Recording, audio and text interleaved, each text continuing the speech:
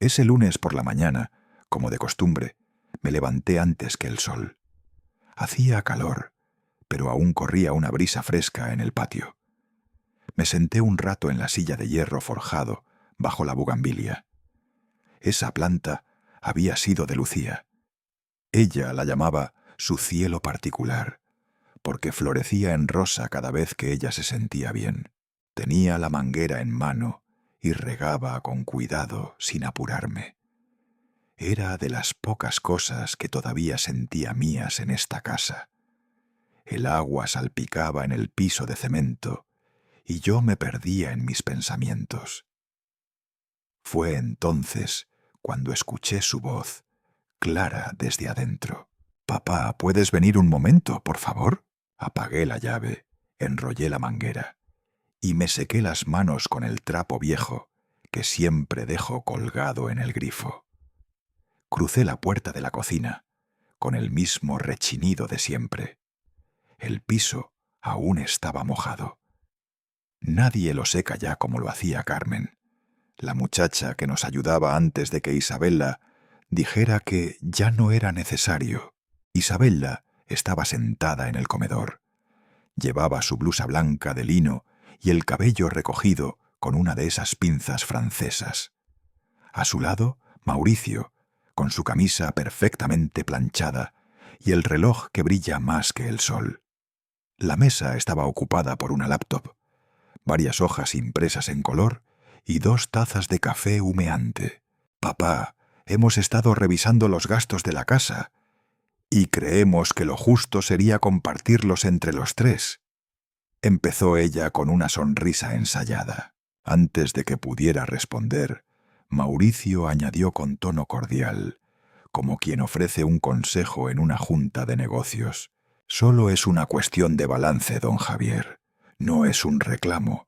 Es convivencia responsable». Me senté lentamente. Frente a mí, una hoja con letras grandes decía: «Distribución equitativa de gastos del hogar. Propuesta mensual». Debajo, una tabla con cifras.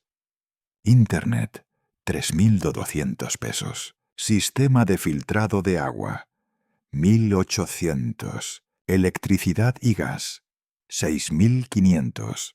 Grocery Lifestyle, 9.000. ¿Qué demonios es eso? Jardinería, 3.000. ¿Jardinería?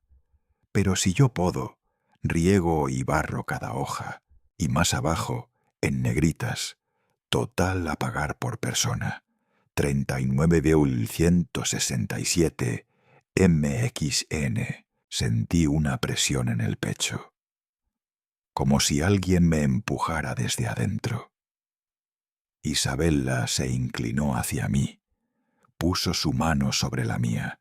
«Papá, sabemos que estás jubilado, pero también recibes tu pensión.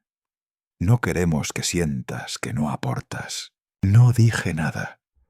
Solo miré sus uñas pintadas con esmalte beige, perfectamente limadas. En otro tiempo, sus manos estaban llenas de tierra, ayudándome con los árboles de limón. Mauricio se levantó, fue a la cocina y volvió con más café. Se sirvió azúcar morena, revolvió con parsimonia y me sonrió. «Es solo una forma de equilibrar responsabilidades. Tú sigues siendo parte de esta casa». Levanté la vista y mis ojos se posaron en la repisa.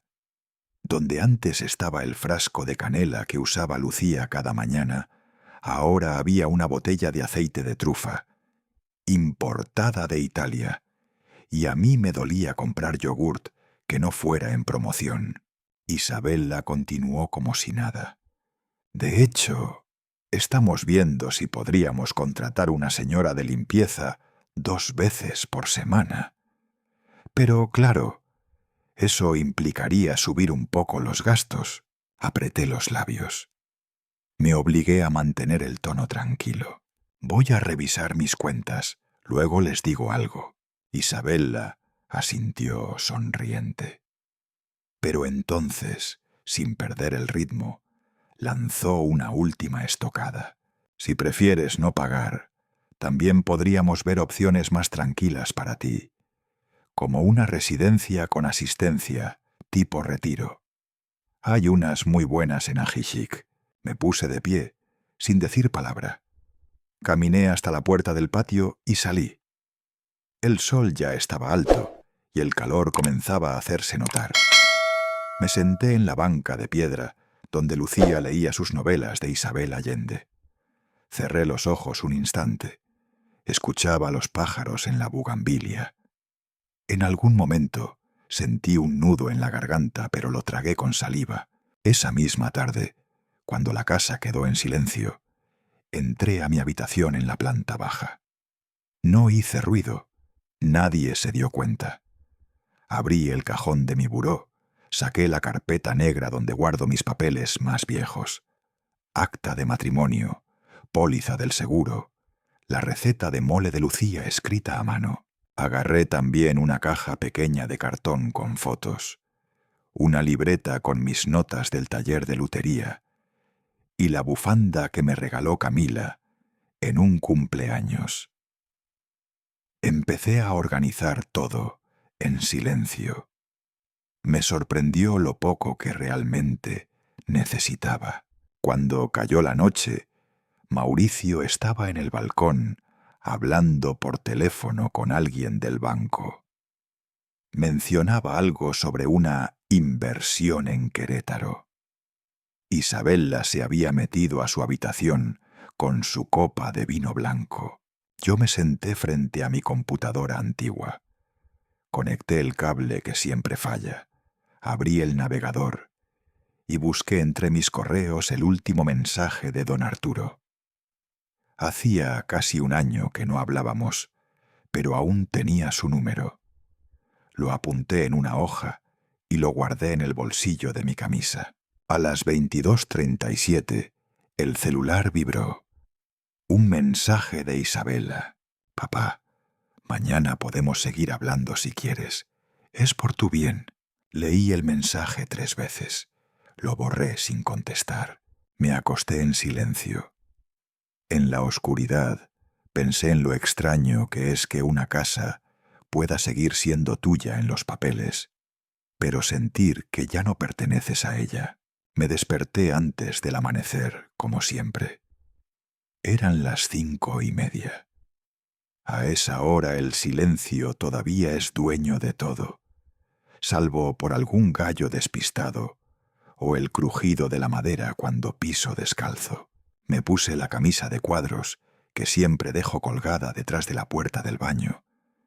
Tomé la llave inglesa del cajón del lavadero y salí al patio.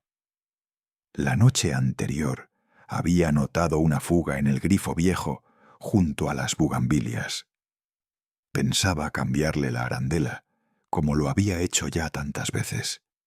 Pero cuando llegué, me detuve en seco. El grifo no estaba. En su lugar, habían instalado una especie de cilindro brillante, moderno, sin manija. Acero inoxidable, con un sensor diminuto al costado. Me agaché, lo observé. No tenía idea de cómo funcionaba. Lo toqué con el dorso de la mano y no salió ni una gota. Me quedé un momento ahí, en cuclillas, contemplando ese artefacto sin alma, mientras las flores alrededor seguían vivas, ajenas a mi desconcierto. Supuse que había sido idea de Mauricio. Él siempre tiene soluciones más prácticas. Volví a entrar por la cocina.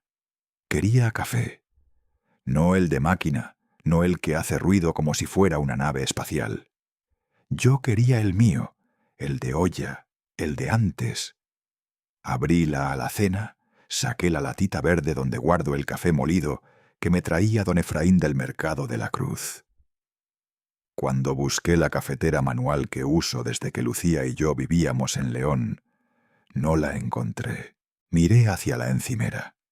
La máquina italiana, blanca y reluciente, seguía allí. Al lado, un letrero digital decía: Locked, connect to app. Parpadeaba como burlándose de mí.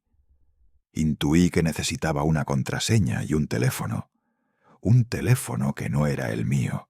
Me serví agua del garrafón. La tomé en silencio, de pie. Al fondo de la cocina, donde antes estaba la alacena de Lucía, con sus frascos de cristal y etiquetas escritas a mano, ahora había estantes flotantes, con tarros metálicos y bolsas selladas, todos con nombres en inglés: Organic Oats, Chia, Matcha. Nada que yo comiera. Subí lentamente al salón. Quería sentarme un rato, ver el noticiero, quizás revisar el suplemento cultural del periódico. Pero cuando crucé el umbral, me di cuenta de que ya no era el mismo espacio. La pared que antes era color crema, ahora era gris pálido, casi fría. El cuadro de mi boda con Lucía ya no colgaba sobre el mueble. En su lugar, una pintura abstracta, enorme, con manchas negras y rojas que no entendí. Caminé despacio, revisando con la mirada cada rincón. La alfombra de telar oaxaqueño que Lucía había comprado en un viaje con su hermana también había desaparecido. Busqué en los rincones, detrás del sofá. Nada. Abrí el armario donde solíamos guardar las mantas. Ahí, enrollada entre cobijas viejas, estaba la foto. Enmarcada, pero con una pequeña muesca en la esquina. La abracé contra el pecho, como si fuera un recuerdo que alguien intentó borrar. La llevé a mi cuarto, al del fondo, el que ya solo uso yo.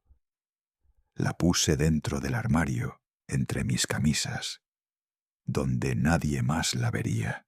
A eso del mediodía, Isabella me encontró en el patio y me dijo, con una sonrisa forzada: «Papá, hoy vienen unos compañeros del trabajo. Vamos a hacer una pequeña cata de café y vinos en la sala. ¿Podrías quedarte abajo, porfa? ¿Solo un par de horitas?» No pregunté nada. Asentí. Volví a mi rincón. Saqué el periódico que había comprado en la tienda y me senté en la mecedora del porche. Mientras pasaba las páginas, escuchaba risas y voces agudas arriba.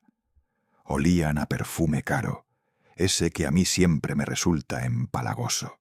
Desde donde estaba, podía escuchar a Mauricio hablar con alguien. Le estamos ayudando a mi suegro a reestructurar su espacio vital. Él no lo dice, pero creo que se siente más libre, sin tanto pasado encima. Me tragué las palabras. Su espacio vital, dijo, como si yo fuera un mueble antiguo que estorba, como si Lucía, nuestras fotos, nuestras cosas, fueran solo pasado encima. Esa noche, cuando ya todos dormían, quise subir a buscar mi almohada cervical, la que dejé en el sillón. Pero la puerta del salón estaba cerrada. Probé la manija. No giraba. Golpeé suave. Esperé. Isabella abrió apenas, con cara de molestia, como si yo fuera un intruso. Me pidió que bajara la voz, que Mauricio estaba dormido. «Papá, por favor, no hagas drama. Ya estamos organizando todo para tu comodidad». No respondí. Solo retrocedí con la almohada bajo el brazo. Cerré la puerta de mi cuarto y me senté al borde de la cama. Me sentí como un huésped en la casa donde yo había vivido más de 40 años. Al día siguiente, apenas clareó, tomé mi bastón, una chamarra y salí. Caminé hasta la casa de don Arturo.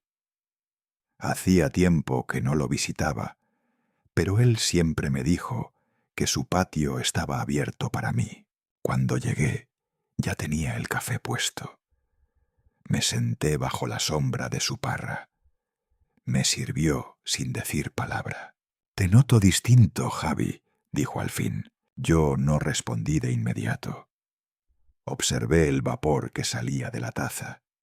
El aroma a canela me recordó a Lucía, a la calma de antes. Entonces Arturo habló de nuevo, más bajo. La semana pasada vi algo raro. Mauricio estaba aquí afuera, con un tipo en traje. Se bajó de un coche que tenía un logo, algo de Evaluaciones Hidalgo. Levanté la vista. Entraron al jardín. El hombre sacó una tabla, una cinta métrica. Estuvieron tomando notas, midiendo, sacando fotos. No dije nada, solo apreté la taza con las dos manos. Arturo me miró con esa mezcla de compasión y rabia que solo los viejos amigos saben expresar sin palabras. Javi, esto ya no es una discusión de familia, esto es una estrategia. Se levantó, entró a la casa y volvió con algo en la mano. Era una tarjeta. Camila Ríos, abogada de familia y propiedad. La miré. Leí el número impreso con letras doradas. No dije nada. Solo la deslicé dentro del bolsillo interior de mi camisa. A la mañana siguiente, regresé a casa de Arturo poco antes de las 9. El sol apenas comenzaba a calentar el aire y lo encontré sentado en una banquita baja, con un pequeño cepillo en la mano, quitando el polvo entre las espinas de sus macetas de cactus. No lo interrumpí. Me quedé un momento observándolo desde la reja, sintiendo que aquel pequeño ritual suyo tenía algo sagrado, como si el mundo entero se redujera a ese instante de cuidado silencioso. Cuando levantó la vista y me vio, sonrió con los ojos, como siempre hacía, y dejó el cepillo a un lado.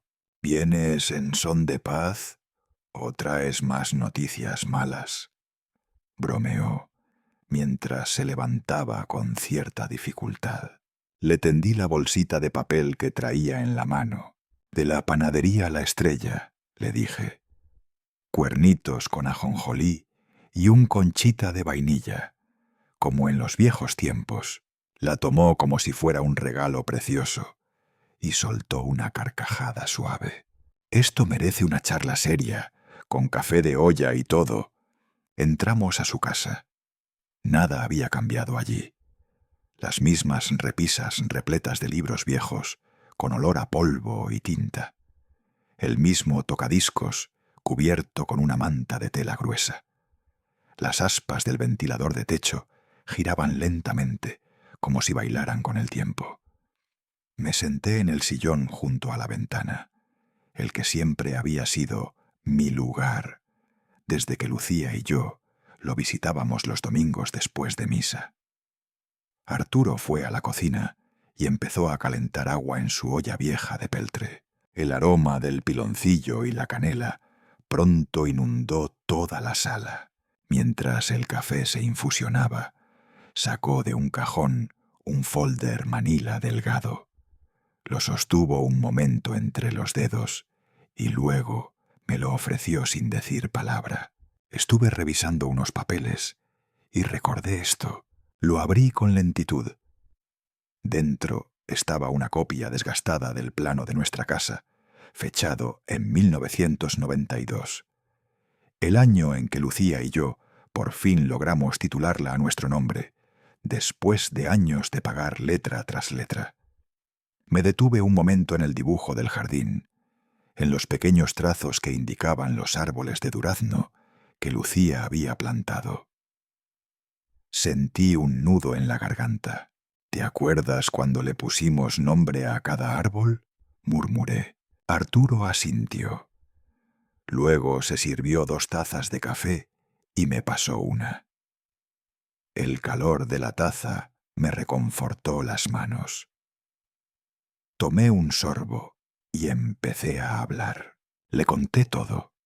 Desde los detalles pequeños, la regadera que ya no era regadera, sino un chorro metálico frío activado por sensor, hasta las palabras punzantes escondidas entre frases amables. Hay que buscar algo más tranquilo para ti.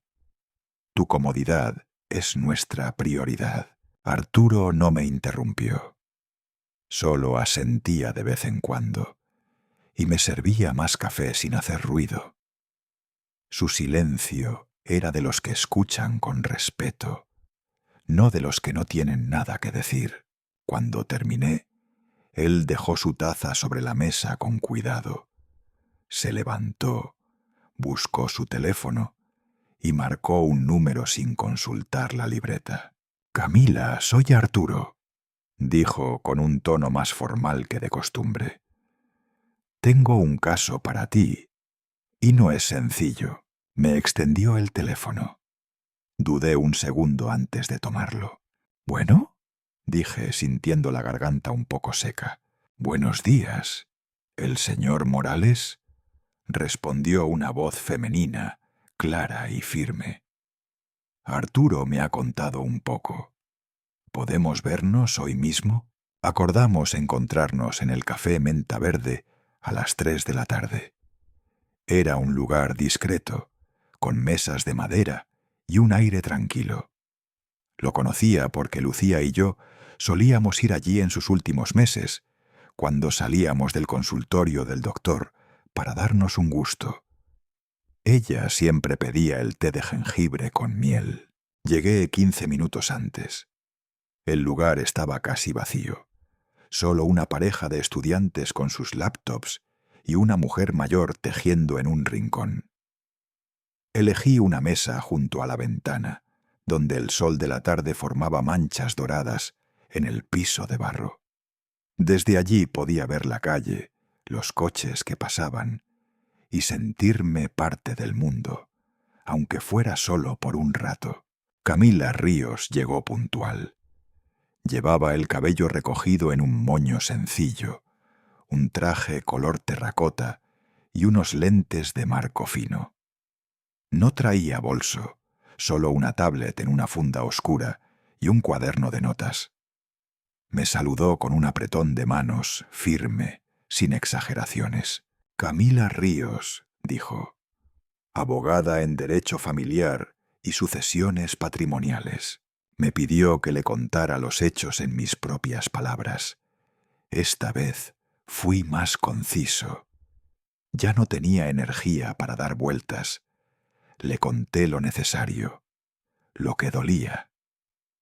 Ella no interrumpía, pero tomaba nota rápida, con letra pequeña y precisa. «¿La casa está registrada solo a su nombre?», preguntó. «Sí, desde el 92. A nombre mío. Lucía y yo así lo decidimos». «¿Hay alguna hipoteca activa?». «Ninguna, todo pagado desde 2011. ¿Su hija figura como cotitular en algún documento?». «No, nunca». Camila asintió con expresión serena, como quien empieza a resolver un rompecabezas cuyas piezas ya conoce. «Entonces estamos en una buena posición», dijo. «Lo que le propongo es lo siguiente: vender la propiedad a través de un sistema de venta confidencial. Hay una red privada de clientes que buscan casas con historia como la suya. No se publica en plataformas públicas. Todo se maneja con discreción». Yo asentí, sin saber aún cómo me sentía al respecto. Ella continuó. «Una vez concretada la venta, estableceremos un fideicomiso a nombre de su esposa fallecida. Fideicomiso Lucía Morales. De ese modo, ni su hija ni su yerno podrán intervenir legalmente en la administración ni en el destino del dinero. Usted decide todo». «¿Y si me preguntan por qué quiero vender?». Camila me miró directo a los ojos. No sonrió, pero su tono fue tranquilo. «Les dirá que quiere simplificar su vida, nada más». Guardó el cuaderno, sacó un par de formularios y los deslizó hacia mí. «Tengo una pareja de médicos de Guadalajara muy interesados en una casa como la suya. Les atrae lo tradicional. No buscan tamaño ni lujo, buscan alma, y la suya la tiene». Sentí algo parecido al vértigo. como si una parte de mí estuviera traicionando la memoria de la casa. Pero también sentí una chispa de claridad. No era la casa lo que me dolía perder. Era todo lo que ya me habían quitado de ella. Firmé los papeles con letra temblorosa. Camila me explicó los pasos siguientes. Citas privadas, visita de los compradores, validaciones legales. Todo iría en marcha con mi aprobación final. Salí del café con la sensación extraña de haber puesto el primer ladrillo de una nueva casa. No una de adobe ni de tejas. Una casa de papel, de cláusulas, de firmas, pero mía, por fin mía.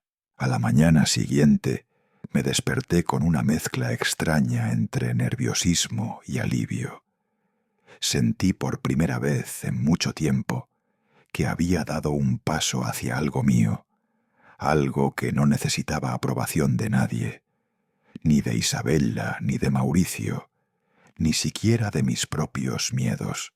Me puse una camisa clara y un pantalón que aún conservaba raya.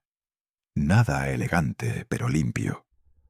Tomé una carpeta con algunos documentos básicos y bajé a tomar el camión hacia la zona financiera vieja, donde Camila me había citado.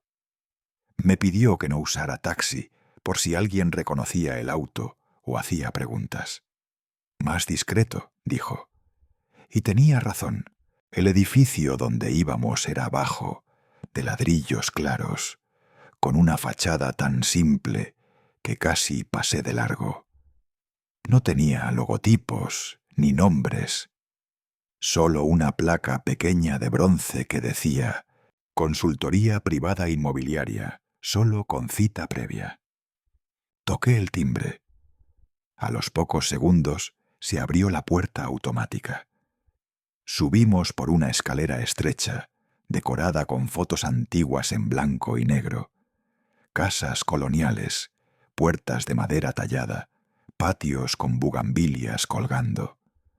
Todo evocaba una especie de nostalgia bien cuidada. Nos recibió Claudia. No recuerdo su apellido, porque ella misma nunca lo mencionó. Tendría unos 40 años, el cabello cortado a la altura de la mandíbula, con un flequillo recto que le daba un aire decidido. Vestía todo en tonos neutros, gris, beige, arena. Llevaba un reloj de pulsera de esos de cuerda manual, antiguo, con una correa de cuero algo gastada. No sonrió, tampoco fue fría, fue funcional. «Buenos días», dijo, mientras nos hacía pasar a una pequeña oficina con luz tenue. «¿Entonces esta es la casa?» Camila le explicó la situación en términos legales. Yo apenas hablé, observando los libros alineados por color, las carpetas etiquetadas con letras muy precisas y un cuadro pequeño con una frase que decía: «Lo invisible es lo más valioso». Cuando Camila terminó, Claudia me miró directamente a los ojos y preguntó: «¿Está dispuesto a no decirle a nadie hasta que se firme la venta?» Asentí sin vacilar. Ella no dijo nada más. Solo sacó su tableta y empezó a buscar mi dirección en Google Maps. Encontró la imagen de la fachada, algo desactualizada, pero aún fiel. Puerta de hierro original, tejado rojo colonial, patio con mosaicos antiguos. «¿Y estas ventanas?» «Las hice yo», respondí sin pensar. Y Lucía las barnizó a mano. 3 capas. Claudia levantó la vista por un instante. No para felicitarme, sino para registrar el dato. «Para el comprador correcto», dijo. «Esto no es una casa, es una historia viva». Envió un mensaje con las fotos y una descripción breve a un contacto guardado como Dr. C and Dra. V, GDL. Me explicó que eran 2 médicos jubilados que buscaban una casa con alma en San Miguel de Allende. Después de la pandemia, querían vivir donde aún se escuche el viento. Mientras tanto, Camila ya tenía lista la primera versión del fideicomiso. Fideicomiso Lucía Morales. Me explicó que yo sería el beneficiario vitalicio, lo cual significaba que tendría acceso total a los fondos, pero nadie más podría tocarlos, ni siquiera con poderes notariales, ni dividirlos, ni heredarlos a la fuerza. Me sentí protegido, como si por fin hubiese puesto un candado a lo único que todavía era mío. Firmé el borrador y luego pasamos a los papeles de la promesa de compraventa. Mientras Claudia revisaba los documentos, vi que usaba un bolígrafo antiguo, de esos que tienen el cuerpo de metal plateado y la punta gruesa. Era casi igual al que usaba Lucía para escribir las listas del supermercado o anotar los menús de Navidad. Un recuerdo simple, tonto incluso. Pero me apretó el pecho. ¿Cuál es el rincón que más le duele dejar?, preguntó Claudia sin levantar la cabeza. Respondí con sinceridad, sin pausa. La cocina. Ella decía que el alma de la casa estaba donde huele a pan caliente. Hubo un silencio breve. Claudia asintió. Escribió algo más en su tableta y luego propuso una fecha para la visita. Jueves a las 4 de la tarde. Solo una vez. Solo los doctores. Y solo si Isabela y Mauricio estaban trabajando. Acepté. Era perfecto. Camila, entonces, sacó una hoja más. Era sobre cuentas bancarias. Me preguntó con suavidad: ¿quiere que también bloqueemos su cuenta conjunta antigua por si acaso? Me quedé quieto. Esa cuenta todavía estaba activa. No la habíamos cerrado cuando Lucía falleció. Dudé, lo admití. Camila no insistió, pero me miró con ese tipo de atención que no necesita palabras. Revíselo, don Javier. A veces lo que creemos olvidado sigue latiendo sin que lo sepamos. Terminamos la reunión cerca del mediodía. El sol ya caía fuerte sobre los adoquines del centro. Agradecí a ambas mujeres y salí con la carpeta bajo el brazo. No sentía prisa, pero tampoco quería volver a casa, así que caminé. Caminé unas cuantas calles hasta llegar al Parque Juárez, donde me senté en una banca bajo una jacaranda. Observé a una niña pequeña intentando atrapar mariposas con las manos. Me recordó a Camila cuando era niña.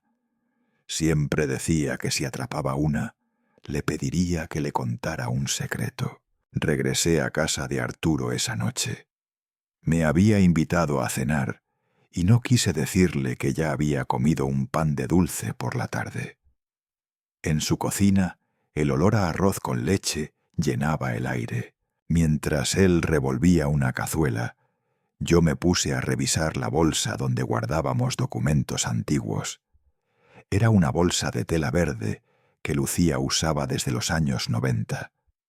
Allí estaban copias de escrituras, recibos de predial, hasta un catálogo de casas del año en que construimos la nuestra.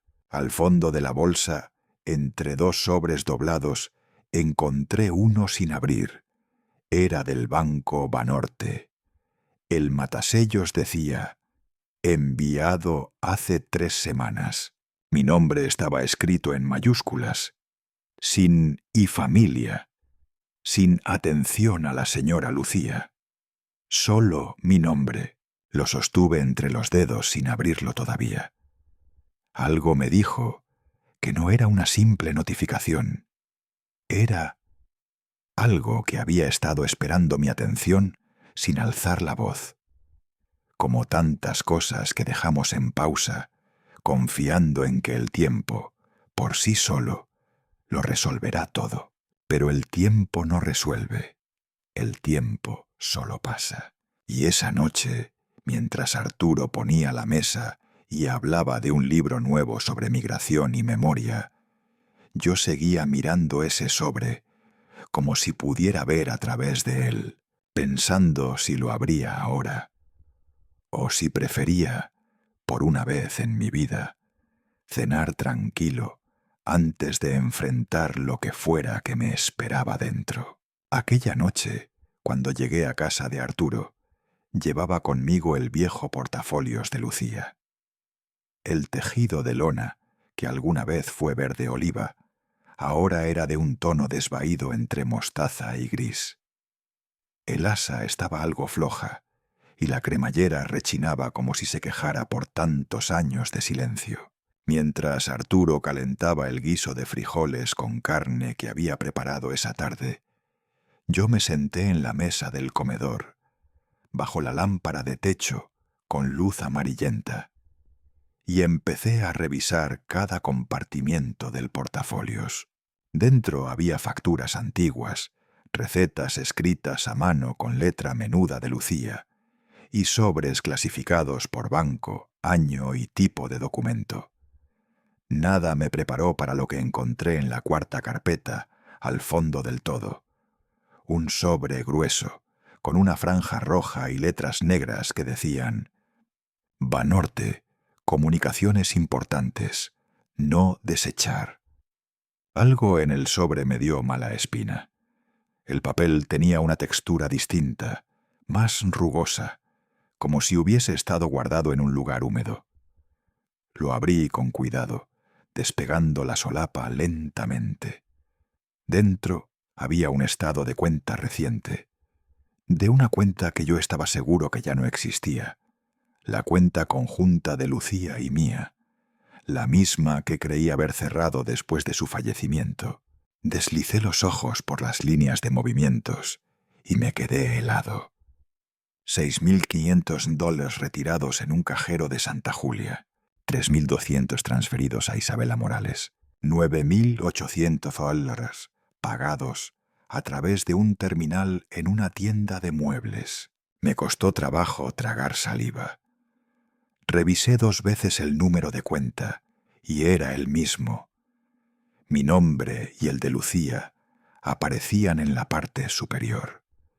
Pero yo no había tocado esa cuenta en más de 2 años. Arturo, que ya había servido 2 platos humeantes, se acercó y leyó por encima de mi hombro. Su reacción fue directa. Posiblemente alguien encontró la tarjeta o la renovó. Asentí. Pero había un detalle que me dejó aún más intranquilo. Las horas de cada movimiento coincidían con momentos en los que yo estaba en casa o dormido. Fui a buscar mi billetera. Hacía tiempo que no la revisaba completa. En el compartimento de tarjetas viejas, donde creía que seguía guardada la de esa cuenta, ya no estaba. La habían tomado sin que me diera cuenta. Llamamos a Camila. Escuchó sin interrumpir y al final dijo con voz firme: «Mañana en la mañana, primerísima hora, vamos al banco». Mientras tanto, bloqueé la tarjeta. Así lo hice. Apenas amaneció, me presenté en la sucursal Banorte de la calle Hidalgo. El empleado, un muchacho de unos 30 años, me atendió con respeto al ver mi rostro serio y mis manos temblorosas. Revisó la cuenta y tras unos minutos frente al monitor me informó: «Señor Morales, la tarjeta fue reexpedida hace 5 meses, con firma electrónica actualizada». Tragué en seco. ¿Y quién solicitó la reposición? El joven se excusó un momento y regresó con una carpeta. Abrió una página escaneada y me la giró para que la viera. Nombre del titular: Isabela Morales. Firma: igualita a la que vi en el acta de nacimiento que guardo de ella cuando era niña. No me quedó duda. Salí del banco con un nudo en el estómago. No era ya solo el dinero, era la traición, y no cualquier traición. Era fría, calculada, legalmente documentada. Como si yo no existiera, como si todo lo mío pudiera simplemente ser transferido. En lugar de volver a casa, caminé varias cuadras hasta llegar al taller de don Miguel, el cerrajero que hace años nos había instalado las cerraduras nuevas tras un intento de robo. La tienda seguía igual, con la pintura azul descascarada y el cartel de «Servicio urgente» colgado torcido. Don Miguel me recibió con una sonrisa cansada. «Señor Javier, qué gusto verlo, hombre. ¿En qué puedo ayudarle?», le pregunté si en el último mes había recibido alguna solicitud de cambio de cerraduras para mi domicilio. El hombre se rascó la cabeza un momento y luego chasqueó los dedos. «Ah, claro. Un joven vino hace como 4 semanas. Alto, cabello corto, barba recortada. Dijo que era para su suegro, que necesitaba renovar todo por seguridad. Andaba en una SUV negra. Muy amable, eso sí. Sentí cómo se me apretaba el pecho. ¿Dejó nombre?». Miguel revisó su cuaderno. Apuntes a mano, con fechas y montos. «Aquí está, Mauricio R». Le pedí una copia de la factura. Miguel me la entregó y al notar mi expresión, bajó la voz. «Perdóneme, don Javier, pensé que era familia».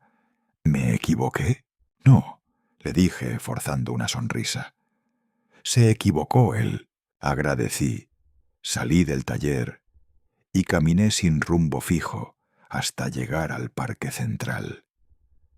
Me senté en una banca de piedra bajo un árbol de jacaranda. Las flores caídas pintaban el suelo de violeta. Llamé a Camila, le conté todo: la tarjeta, la cuenta, la cerradura, la factura. Ella escuchó en silencio hasta que finalmente preguntó: «¿Hay alguien que viva en la casa que pudiera dar testimonio? ¿Una empleada, una vecina, alguien de confianza?». Me quedé pensando. Y entonces recordé a doña Teresa. Había trabajado con nosotros más de 15 años. Ella cuidó a Isabela cuando era pequeña, ayudó a Lucía en sus últimos meses y después de su muerte se retiró. Nunca volvimos a hablar. Busqué en mis contactos antiguos y encontré su número. Crucé los dedos y marqué. Al tercer timbrazo, una voz femenina contestó, lenta pero firme. «Bueno, doña Teresa, soy Javier Morales». Hubo un silencio largo. Casi escuché su respiración agitada. «Señor Javier, yo quería hablar con usted hace tiempo, pero no sabía si debía.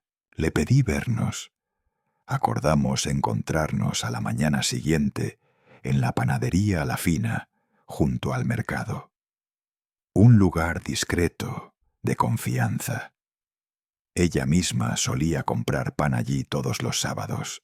Esa noche, al volver a casa de Arturo, me encerré en la habitación que él me había cedido. Abrí el viejo baúl de madera donde guardo las cosas que aún conservo de mi familia. En medio del desorden de álbumes y cajitas, encontré una foto que me hizo temblar. Lucía estaba frente al horno, con las mangas arremangadas, vigilando una bandeja de pan. Isabela, con apenas 5 años, la abrazaba por la cintura, con la cara enterrada en su delantal. Me senté en la cama, con la foto en las manos, y por primera vez en semanas lloré. No por el dinero, no por la casa, sino por el abismo que se había abierto entre aquella niña que abrazaba con amor y la mujer que ahora firmaba con mi nombre para borrar mi existencia. Llegué al café La Fina 15 minutos antes de la hora pactada. El sol apenas comenzaba a calentar los adoquines del mercado, y el olor a pan dulce recién horneado se mezclaba con el del café tostado. Me senté junto a la ventana, en una de esas mesas de madera que crujen cuando uno se acomoda. Tenía las manos sobre las rodillas, apretadas, mientras mis ojos se perdían en la calle, esperando ver aparecer esa silueta tan conocida y a la vez tan lejana en el tiempo. Doña Teresa llegó puntual, como siempre lo había sido en casa. Venía con su andar lento, llevando una bolsa de hilo y un monedero de tela floreada que reconocí de inmediato. Nos miramos. No hizo falta decir nada. Sus ojos se llenaron de lágrimas y los míos se humedecieron sin aviso.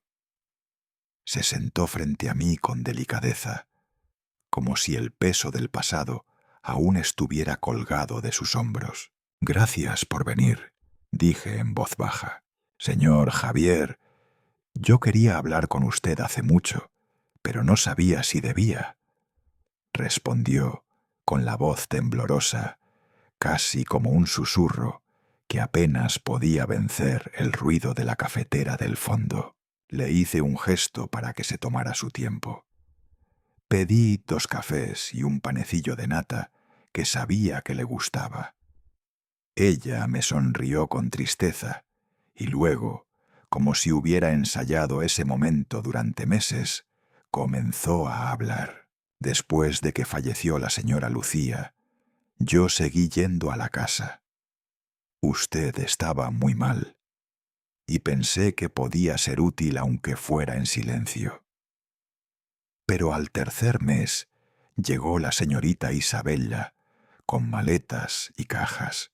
Asentí. Yo también recordaba ese día.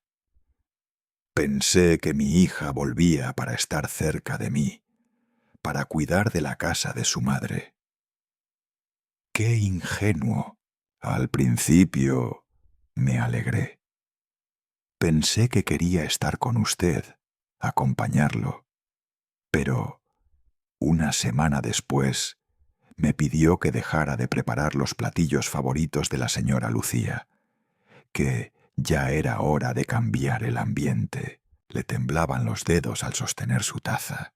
Luego empezó a cerrar las puertas. Mauricio llegó 2 días después. Apenas saludaba. Un día instaló una cerradura nueva en la sala y no me permitió volver a entrar allí. Me dijo que era su espacio privado. Mi garganta se cerró. Ya conocía esa parte, pero lo que vino después me dejó helado. Una tarde, mientras barría cerca del pasillo, escuché a la señorita Isabella hablando por teléfono en voz baja. No pude evitar oír, decía, «Él no durará mucho. Tiene la presión alta y ya está confundido a veces». Me apretó el corazón como una garra invisible. Doña Teresa se quedó en silencio, mirando sus manos, como si reviviera cada palabra. «¿Está segura de lo que escuchó?» «Sí, don Javier». Esa frase no se me va de la cabeza. Me sentí culpable por no haberle dicho nada antes. Pensé que estaba malinterpretando. Pero luego vinieron más cosas. Tomó aire, bajó la voz. Un día, la señorita Isabella me pidió que fuera a la farmacia a comprarle unas medicinas. Me dijo que vendría alguien a evaluar unas cosas de la casa. Me pareció raro, pero obedecí. Cuando regresé, había 3 hombres dentro, midiendo, tomando fotos, apuntando cosas. Cuando les pregunté, uno dijo que eran amigos arquitectos.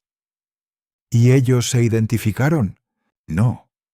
Y cuando los vi salir, llevaban una carpeta donde alcanzaba a leerse un nombre, Dr. Emiliano Cruz. Me quedé rígido. Ese era el mismo doctor que, según Claudia, estaba interesado en comprar mi casa. ¿Estás segura? Lo vi con mis propios ojos. La carpeta estaba sobre la mesa. Luego Una semana después, la señorita Isabella me dijo que ya no hacía falta que volviera. No me dio razón. Solo dijo que estaban haciendo ajustes. Doña Teresa buscó algo en su bolsa. Sacó un pequeño pañuelo de lino, cuidadosamente doblado. Esto es de la señora Lucía. Me lo dio un par de semanas antes de fallecer. Me dijo, si algún día Javier lo necesita, dáselo. Lo abrí con cuidado. Adentro, envuelta como un tesoro, había una llave antigua. Reconocí de inmediato el diseño. Era del cajón que Lucía siempre mantenía cerrado con llave en su rincón del armario. Gracias, Teresa, de verdad. Le pagué el desayuno y la acompañé hasta la esquina. Ella me abrazó fuerte, como si también llevara años conteniéndose. Volví a casa solo, con el corazón revuelto. Subí directo a la habitación. El armario de Lucía seguía igual, con su olor tenue a lavanda y madera vieja. Encontré el cajón. Metí la llave, giré con suavidad. Abierto. Dentro había un cuaderno de tapas blandas, gastado por el uso. Era su cuaderno de gastos, donde apuntaba hasta el último centavo que entraba y salía de casa. Pero también había otra cosa. Una carta sin abrir, con mi nombre escrito a mano. La abrí. La letra era inconfundible. Javier, si algún día llegas a esta carta, significa que ya no estoy para advertirte. Cuida lo que construimos. No dejes que borren tu memoria ni la mía. Esta casa es tuya, nuestro hogar. Defiéndelo. Abajo, una copia del título de propiedad, sellada y firmada ante notario. A mi nombre. Me senté en la cama con el papel entre las manos. El sol de la tarde entraba en diagonal por la ventana, iluminando justo la esquina donde Lucía solía leer. Por primera vez en semanas no sentí rabia ni impotencia. Sentí determinación. Llamé a Camila. Le conté todo, desde la conversación con Teresa hasta el hallazgo en el cajón. Ahora ya tenemos todo, dijo con la voz firme. Nos toca jugar el último movimiento. Me levanté despacio. Guardé el cuaderno, la carta y el título en una carpeta nueva. Cerré el cajón. Miré por la ventana, donde la luz dorada del sol pintaba las paredes de mi habitación con una calma engañosa. Pero dentro de mí ya nada estaba quieto. Había llegado el momento de cambiar el tablero, y esta vez yo movería las piezas. Amanecí antes de que saliera el sol. No pude dormir más de un par de horas esa noche, aunque me acosté temprano. Me despertaba cada tanto, con los pensamientos zumbando como moscas dentro de mi cabeza. Me levanté cuando todavía era oscuro, preparé café sin siquiera probarlo, y elegí con cuidado la ropa que iba a ponerme. Me puse la camisa de lino clara, la de cuello mao que Lucía me había planchado hacía años para una cena importante. Era simple, sin estampados, con un botón de madera que siempre se soltaba, y aún así me hacía sentir digno, como si llevarla fuera un escudo. Me peiné hacia atrás, tomé mi libreta y salí con tiempo de sobra. El café, donde habíamos quedado en vernos, no estaba lejos. Uno de esos lugares modernos, con fachada de ladrillo, ventanales amplios y nombre pretencioso en letras cursivas. Claudia me lo había mencionado un par de veces en conversaciones sueltas, diciendo que ahí había visto a Cruz con unos arquitectos. Me pareció el lugar correcto para lo que venía. Llegué 15 minutos antes. Pedí un café negro sin azúcar. Me senté en la mesa junto a la ventana, desde donde podía ver la calle y, en cierto modo, controlar el tablero. A las 9 en punto entró. Alto, postura erguida, cabello canoso peinado impecablemente hacia atrás, traje claro, corbata de seda. Tenía esa forma de caminar de quien cree que el mundo ya lo debe, que no necesita explicar demasiado. Llevaba un maletín de cuero oscuro, que dejó suavemente sobre la silla frente a mí. «Señor Morales», dijo, extendiéndome la mano con una sonrisa diplomática. «Un gusto conocerlo en persona». «Igualmente, doctor Cruz. Gracias por tomarse el tiempo». Él asintió, se sentó y pidió un capuchino. Durante los primeros minutos hablamos de banalidades: el clima, la ciudad, el ruido. Lo escuché decir las palabras armonía visual, valor patrimonial y renovación urbana, como si las hubiera practicado frente al espejo. Su tono era amable, pero medido. Cada gesto suyo parecía ensayado. «Doctor», le dije después de un sorbo largo de mi café frío, «¿puedo preguntarle algo más personal?» «Por supuesto», respondió sin dejar de sonreír. «¿Por qué está tan interesado en una casa antigua como la mía? No está en el centro, no es una joya arquitectónica. Tiene grietas, humedad, historia». Me detuve. Historia que no se vende fácil. Él apoyó los codos sobre la mesa y entrelazó los dedos. «A veces, señor Morales, lo antiguo es lo más valioso. Su casa tiene una estructura perfecta para el tipo de consultorio boutique que estamos pensando. Techos altos, muros gruesos, cierta calidez difícil de reproducir».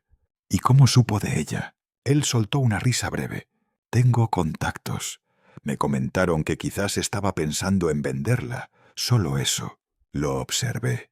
No apartó la mirada. Parecía seguro. Así que lancé la siguiente pieza. «¿Y conoce a una mujer llamada Isabella Morales?» Ahí titubeó. Fue breve, apenas un segundo, pero lo suficiente para verlo. Tomó su taza, bebió despacio y luego respondió. «Atendí a una paciente con ese nombre hace tiempo. No recuerdo detalles. ¿Por qué?» «Porque encontré esto», le dije, sacando del sobre un plano doblado en 3. Lo desplegué sobre la mesa y le mostré la esquina inferior derecha, donde decía en letras claras: «Reforma y planos para doctor Emiliano Cruz». Él lo miró. Ni sorpresa ni molestia, solo una ceja levemente levantada. Seguramente alguien quiso hacerme un favor. A veces nos llegan propuestas sin que las solicitemos. No tengo nada que ver con eso, créame. Lo creo, mentí con calma. Solo quería aclararlo. Él sonrió de nuevo, esta vez más tenso. Espero que no se haya sentido presionado. Nos despedimos con una falsa cordialidad. Cuando se levantó para irse, lo seguí con la mirada hasta que subió a una SUV negra estacionada enfrente. En cuanto se encendieron las luces traseras, saqué mi celular y tomé una foto de la placa. Silenciosamente. 1 hora después, le mandé la imagen a Camila. Sabía que tenía una amiga que trabajaba en el área de registro urbano.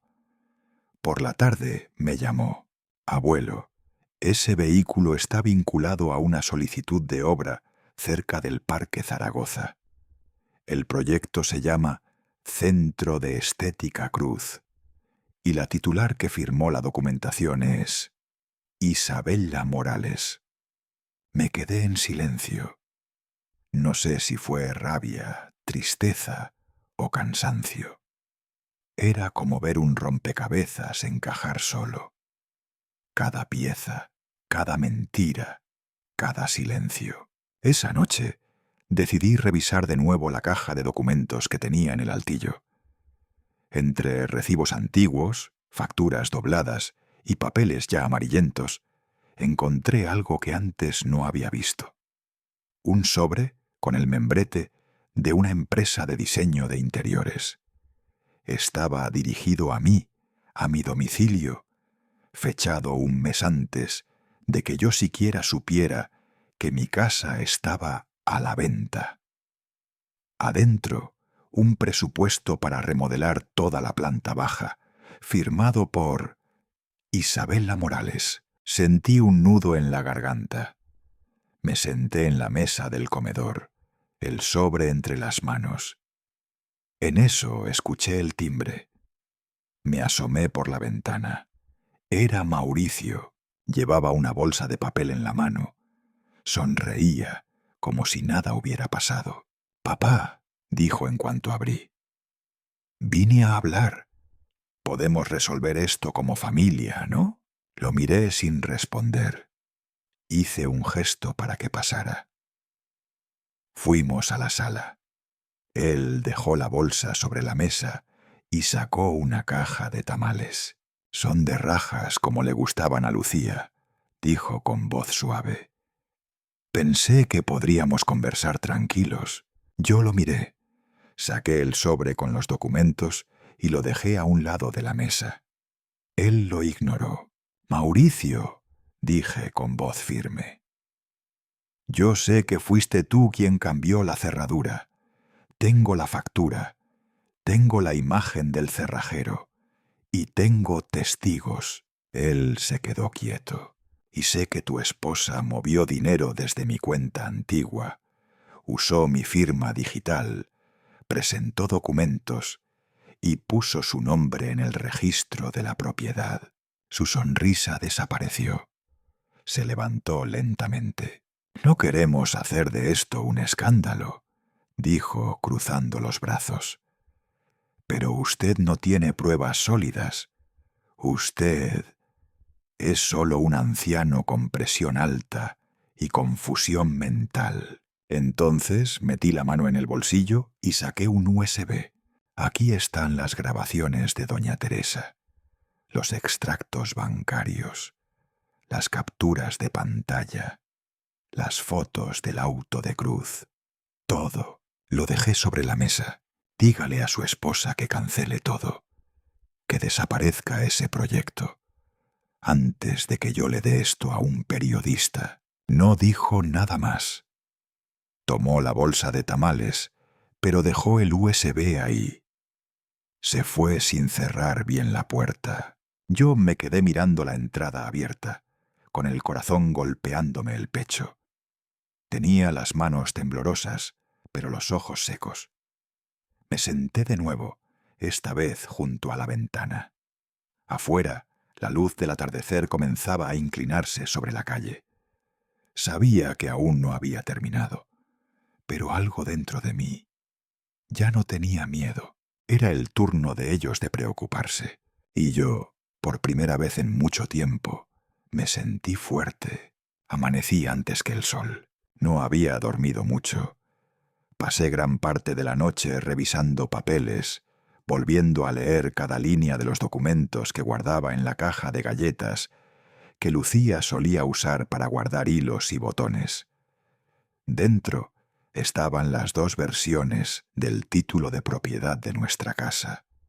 Una firmada hace más de 30 años, cuando la compramos con todo nuestro esfuerzo, y la otra con tinta fresca, falsificada, sucia de traición.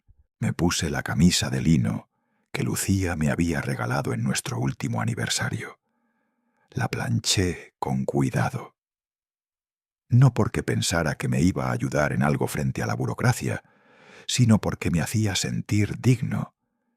Me miré al espejo y por primera vez en semanas vi a un hombre con la espalda recta. Viejo, sí, pero no vencido. Me dirigí a la oficina del registro de la propiedad del distrito. Llevaba los documentos en una carpeta negra.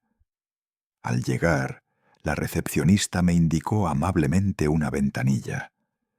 Una joven de voz suave tomó los papeles, revisó los datos, Luego frunció el ceño. «Señor, hay una irregularidad», dijo mientras se levantaba. «Voy a llamar a mi supervisor». El hombre que apareció momentos después tenía bigote fino y ojos cansados. Se presentó como el licenciado Barrera. Me pidió que lo acompañara a su oficina. Cerró la puerta y me ofreció asiento. «Las dos escrituras tienen el mismo número de folio», me explicó. «Pero la firma de quien aparece como vendedor en esta copia nueva no coincide con la original. Y hay algo más. El sello está mal alineado. No es común». Sentí un frío subirme por la espalda. «¿Esto podría ser considerado falsificación?», pregunté, aunque ya sabía la respuesta. El licenciado asintió con seriedad. «Vamos a abrir una investigación preliminar. Necesitamos que llene este formulario. También nos quedamos con las dos copias para su análisis. Le daremos una constancia de recepción». Salí de ahí con un papel en la mano y una semilla de esperanza en el pecho. Por la tarde llamé a la notaría 28. Pedí hablar con la secretaria principal, Lourdes, cuyo nombre figuraba en el acta notarial nueva como firmante. Me dijeron que trabajaba de tarde. Pedí cita. Me dijeron que fuera a las 5. Tomé el autobús. El tráfico era denso y llegué justo al tiempo. Lourdes era una mujer de unos 40 y pocos, pelo recogido, uñas rojas. Le expliqué mi situación. Le mostré la copia de la supuesta firma. Ella se quedó helada. «Señor, yo no firmé esto. Además, esa fecha estaba yo de vacaciones. Mire», buscó en su computadora, imprimió algo, me lo entregó. «Aquí está mi constancia de vacaciones, sellada. Y si quiere, le firmo una declaración». «Sí, por favor», dije casi susurrando. Ella redactó una carta sencilla. «Yo, Lourdes Méndez, certifico que no laboré el día 15 de julio, fecha en la que supuestamente firmé el documento anexo. Desconozco dicho acto». Luego firmó y estampó el sello de la notaría. No sabía si llorar o abrazarla. Esa noche, Camila vino a casa con una bolsa de tacos y una memoria USB. «Escaneé todo, abuelo», dijo mientras servía agua en los vasos. «Mañana lo mando a 3 lugares.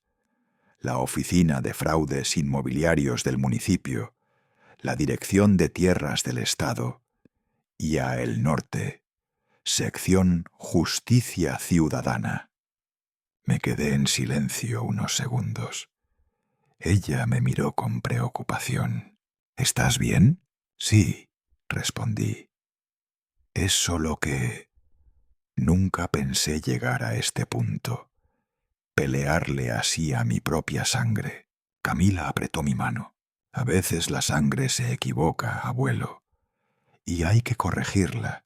Alrededor de las 9 de la noche sonó el teléfono. En la pantalla, Isabela. No contesté. 1 hora después, golpes en la puerta. «Mauricio». Lo vi por la mirilla. Respiré hondo y abrí solo un poco. «¿Qué quieres?» «Te dije que no hicieras esto grande. Ahora te va a caer encima todo». «Lo único que quiero», le respondí sin levantar la voz, «es recuperar lo que me quitaron. Ni más ni menos». Me miró con odio, pero no dijo nada más. Se fue sin cerrar la reja. A la mañana siguiente, el periódico El Norte publicó una nota con una foto mía de espaldas saliendo del registro. El titular decía: «Un padre mayor es expulsado de su casa por su hija, pero responde con pruebas incontestables». La nota detallaba mi denuncia, las irregularidades detectadas, el testimonio de Lourdes y hasta la carta enviada por Camila. Alguien había filtrado todo, y yo no sabía si agradecerlo o asustarme. Mi teléfono no dejó de sonar en todo el día. Antiguos compañeros del taller, vecinos del barrio viejo, incluso un exalumno de Lucía. Todos diciendo lo mismo: «Estamos contigo». Qué valiente, don Javier. Ya era hora que alguien los enfrentara. Incluso Claudia, la agente inmobiliaria que había aparecido como intermediaria, me llamó con una voz distinta, más suave, menos segura. No sabía que las cosas eran tan complejas. Voy a revisar los contratos. Por la tarde recibí una notificación oficial. La Dirección de Tierras había emitido una orden de suspensión inmediata sobre cualquier trámite relacionado con mi propiedad. Nadie podía vender, ceder, hipotecar, ni mover un solo papel hasta que se resolviera la investigación. Me senté en el patio trasero. La tarde estaba serena, como si el mundo me diera una tregua. Las bugambilias que Lucía había plantado trepaban aún por la reja oxidada. Una hoja amarilla cayó justo sobre mi regazo. La tomé con los dedos temblorosos. «Lucía», susurré, «aún puedo cuidar tu casa. Aún no la han destruido». Me quedé ahí, en silencio, mientras el sol descendía y el aire olía a tierra mojada y dignidad recuperada. Esa mañana me desperté más temprano de lo habitual. El amanecer aún no asomaba por la ventana cuando sentí el zumbido del celular. Era un mensaje de Camila. «Abuelo, ella ya está diciendo cosas en redes, pero casi todos están de tu lado». Me senté al borde de la cama, con la espalda encorvada y el corazón encogido. Tomé el teléfono con manos temblorosas y abrí el enlace que me envió. Era una publicación pública de Isabela. Usó una foto mía en blanco y negro. En el texto escribió que yo estaba pasando por una etapa de confusión propia de la edad, que necesitaba ayuda médica y que mis acciones eran impulsadas por resentimientos acumulados y pérdida de memoria. Me quedé mirándola largo rato. No por sorpresa, no. Ya nada me sorprendía viniendo de ella, pero dolía, como si cada palabra la hubiera escrito con una navaja, cortando lo que quedaba entre nosotros. Deslicé el dedo hacia los comentarios. Para mi asombro, no encontré el apoyo que ella quizás esperaba. «Usted debería avergonzarse, señora», escribió una mujer con una foto de perfil cargando a un anciano. «Mi papá también firmó un poder sin saber, y lo perdimos todo. Le creo al Señor», decía otro comentario. Había decenas, cientos, personas mayores, jubilados, trabajadores que alguna vez confiaron en su propia sangre y terminaron traicionados.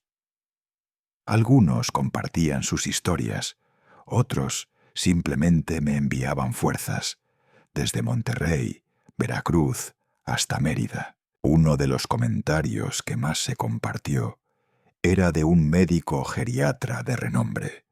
Decía: «La vejez no es sinónimo de locura. No usen el deterioro natural de un padre para justificar la ambición de los hijos. Es un abuso, no un malentendido».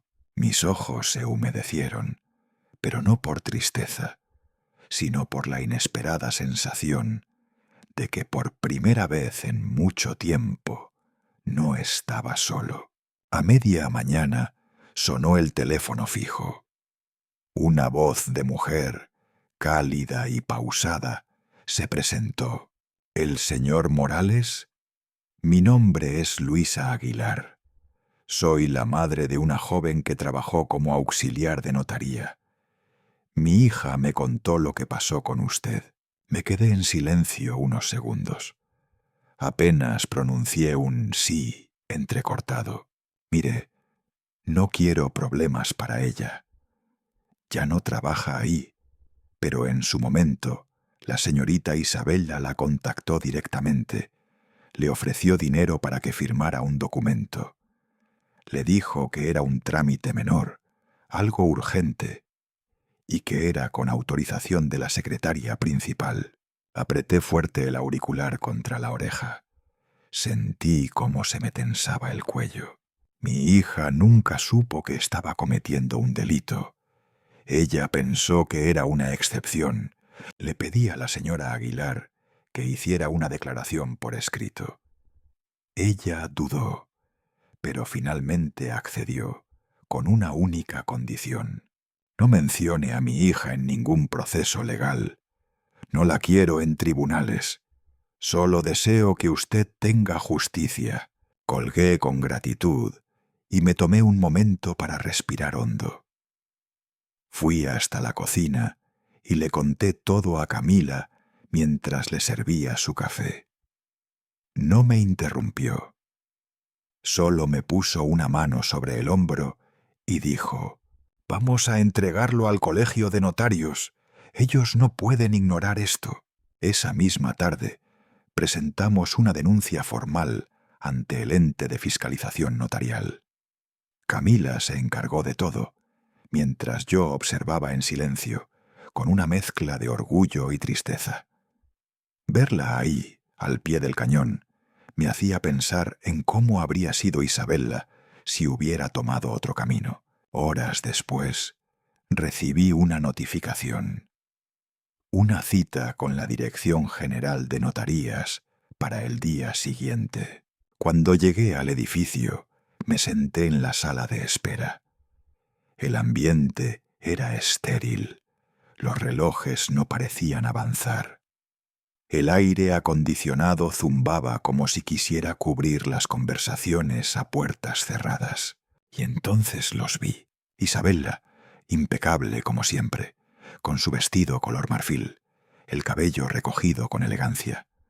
A su lado, Emiliano Cruz. Ambos salían del despacho del director, conversando en voz baja.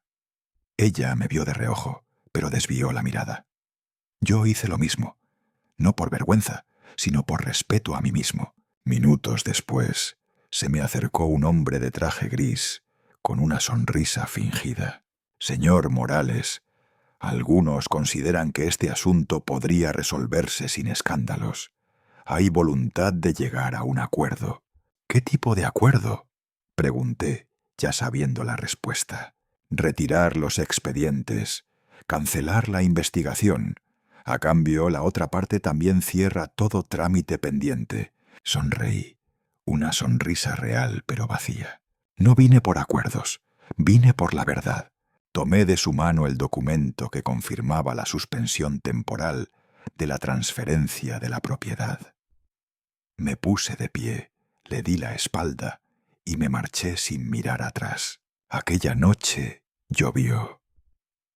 Y no fue una llovizna pasajera. Era como si el cielo también quisiera llorar. El agua se filtró por la grieta antigua del techo, justo en el rincón donde Lucía tenía su altar de flores secas. Subí al desván en busca de un balde. Al mover una caja de fotografías, encontré algo que no había visto en años: la invitación original al matrimonio de Isabella en París. Era blanca con letras doradas. Al centro decía: «Con orgullo presentamos a Isabella Morales, hija de Lucía Morales, la mujer más maravillosa del mundo». No decía nada de mí, ni una palabra. Me senté en el suelo, la espalda apoyada contra la pared. Escuchaba el goteo del agua caer en el balde de plástico. Tic, tic, tic. La casa estaba en penumbras, solo alumbrada por la lámpara del pasillo. En ese instante me sentí más acompañado por los retratos amarillentos de mi juventud que por la sangre de mi sangre. No lloré, ya no me quedaban lágrimas, solo un silencio largo, espeso. Uno de esos silencios que llenan la casa entera. A la mañana siguiente, antes que saliera el sol, agarré lápiz y papel. Escribí una carta breve, con letra firme, clara, sin adornos. Luego la pegué con cinta en la puerta principal. Debajo, en una hoja más grande, escribí con marcador negro: esta casa pertenece a un padre y a los recuerdos de una madre. Me quedé parado frente a la puerta, leyéndolo en voz alta. Lucía, pensé, ojalá estés viendo esto desde donde estés. Y por primera vez en mucho tiempo, el aire me pareció más liviano. Había pasado una semana. La tormenta mediática, como todas las tormentas, se disipó.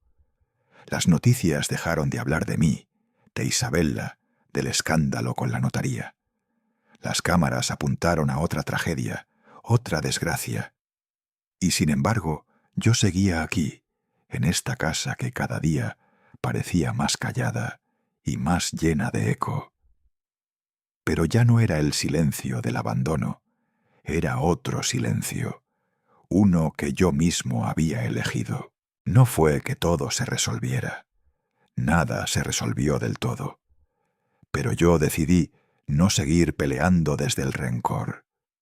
Me levantaba temprano, preparaba café con canela como le gustaba a Lucía.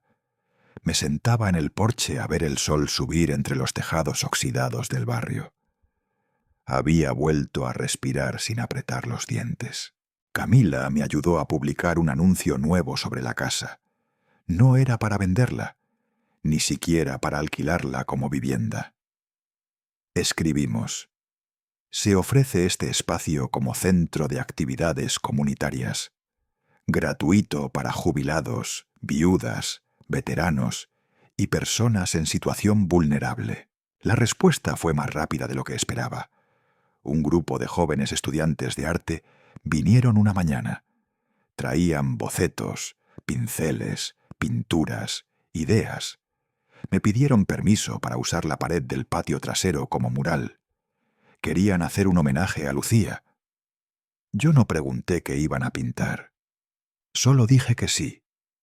Les ofrecí agua de Jamaica y una extensión eléctrica. Uno de ellos, un muchacho de pelo rizado y voz temblorosa, me miró y dijo: mi abuela tomaba clases de guitarra con la señora Lucía cuando era niña. Dice que nunca olvidó sus canciones. No supe qué contestar. Solo asentí. A veces la gratitud se siente demasiado grande como para caber en palabras. Una tarde, mientras enrollaba cuerdas de guitarra en el taller, recibí una llamada de un número desconocido. Era de un diario importante, El Norte. Querían entrevistarme de nuevo, ahora que la Notaría Central había emitido su veredicto. La firma de Isabella Morales fue falsificada. Se comprueba intento de despojo patrimonial con participación de terceros. El periodista insistió. Quería una declaración mía, un testimonio, quizás incluso una portada. Yo lo pensé un momento. Luego le dije que no. En su lugar, le envié una carta breve, escrita a mano, sin florituras. No deseo que mi hija sea humillada públicamente. Solo quiero recuperar lo que mi esposa Lucía dejó para nuestra familia. Justicia es suficiente. Ningún titular, ninguna revancha, solo silencio. Unos días después, recibí otra llamada. Esta vez reconocí la voz de inmediato. Viejo lobo, ¿aún sigues afinando guitarras con vino tinto? Era Arturo de la Vega, un amigo de juventud, de los años en que la música nos salvaba de la mediocridad. Habíamos tocado juntos en plazas, en funerales, en estaciones de tren. Me invitó a un concierto homenaje que él estaba organizando. Dijo que habría una pieza especial dedicada a Lucía Morales, la mujer que enseñó música sin pedir nada a cambio. Al principio dudé, no me sentía digno, pero Camila me convenció. Abuelo, esa noche es para ella, y para usted también. Fui. Me senté en la última fila del auditorio, con mi camisa blanca más planchada y los zapatos recién lustrados. Me sentía fuera de lugar, como una nota perdida entre partituras nuevas. Pero cuando la orquesta comenzó a tocar Clair de Lune, cerré los ojos, y por un instante, tan real como los latidos en mi pecho, vi a Lucía de pie al fondo del escenario. Sonreía, como si me estuviera diciendo que todo iba a estar bien. Después del concierto, una joven se acercó. Tendría unos 20 y tantos. Señor Morales, yo fui alumna de su esposa. Ella me preparó para la audición del conservatorio. Gracias a ella estoy aquí. Me entregó un marco de madera clara. Dentro había una foto que nunca había visto. Lucía rodeada de niños, en su última clase en la parroquia. Yo la tomé con manos temblorosas. No pude hablar. Solo abracé la imagen. Esa misma noche pasé por la tienda de instrumentos donde Lucía solía comprar cuerdas. En un rincón del escaparate vi una guitarra polvorienta. Era la suya. Nadie la había reclamado. Nadie la había afinado desde que ella partió. La compré, aunque sabía que no la tocaría. La colgué en la sala, justo en la pared que Isabela había señalado para su nuevo proyecto de diseño. Ahora estaba ahí, la guitarra de Lucía, colgando sola con dignidad. Me senté, tomé papel y bolígrafo y escribí una línea que pegué debajo del instrumento. No busco venganza, solo cumplo mi promesa a Lucía. Semanas después, recibí una carta sellada. Venía del juzgado. Isabela estaba siendo investigada. Mauricio, su socio y prometido, había cancelado todos los contratos. El proyecto inmobiliario había sido cancelado. No sentí ni alegría ni tristeza, solo una serenidad extraña. Me quedé en silencio. Volví a mi taller y me puse a empacar un nuevo instrumento. Esta vez dejé una cara sin cubrir, como si aún faltara terminar la melodía. Una mañana cualquiera, buscando papel periódico viejo para forrar una caja, me topé con una edición reciente. Y ahí estaba ella, Isabela, sonriente, del brazo de otra mujer, en una fiesta elegante, bajo un arco de flores blancas. El pie de foto decía: Isabela Morales de la Vega, próxima esposa de la heredera del Imperio Andrade. Me quedé helado. Y entonces, como si cada pieza del rompecabezas se alineara, lo comprendí. Arturo de la Vega, mi viejo amigo, el que me apoyó, el que me presentó al abogado justo, al periodista justo. Arturo era el padre de la nueva prometida de Isabela. Me reí. No con burla, no con despecho, sino con esa risa silenciosa que uno suelta cuando la vida termina de contar su chiste. Sí, fui una pieza en el tablero de otros. Sí, quizás me usaron. Pero hay cosas que no pueden robarte. Ni con abogados, ni con mentiras, ni con dinero. El amor, la memoria, la bondad, todo lo demás, lo dejo ir. Pero lo que Lucía sembró en mí, eso florecerá mientras yo siga respirando. Y si los buitres cantan, que lo hagan. Yo también tengo mi canción, y la toco cada mañana con dedos arrugados en una guitarra que aún suena a hogar.